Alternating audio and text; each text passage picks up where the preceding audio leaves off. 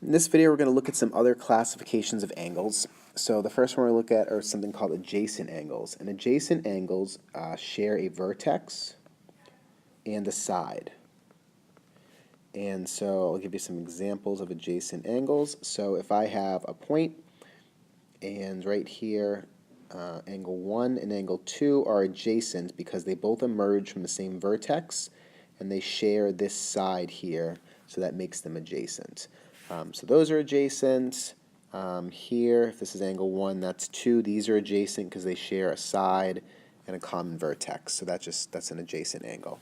Vertical angles are angles that basically, when you draw them, well, the best way to explain it is to show you this. If you have a vertex, they share a vertex, but if you compare their sides, it's almost like this angle here, these rays, if you extended the rays in the other direction, that also makes an angle that makes these vertical angles. So basically their sides together make opposite rays. So this is opposite of this, and this is opposite of that.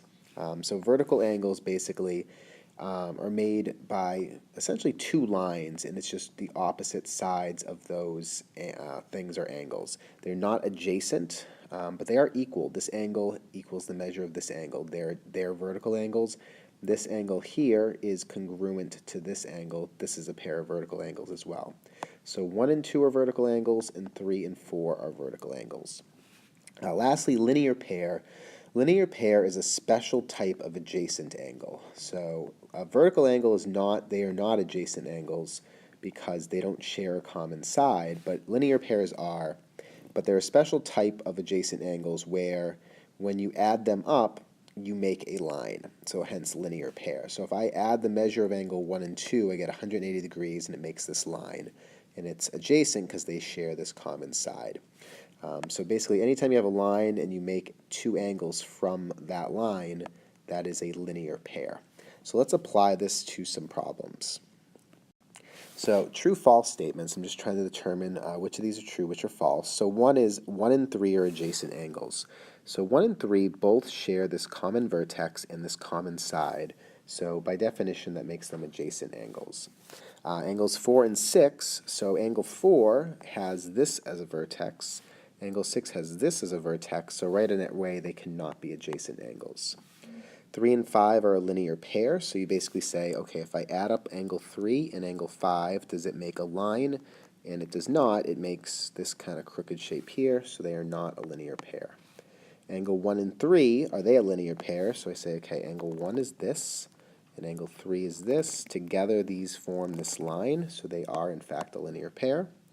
Are 2 and 3 vertical angles? So the best way I think to show that is to sketch out, let's see what they're made out of. So angle 2 is made out of these lines.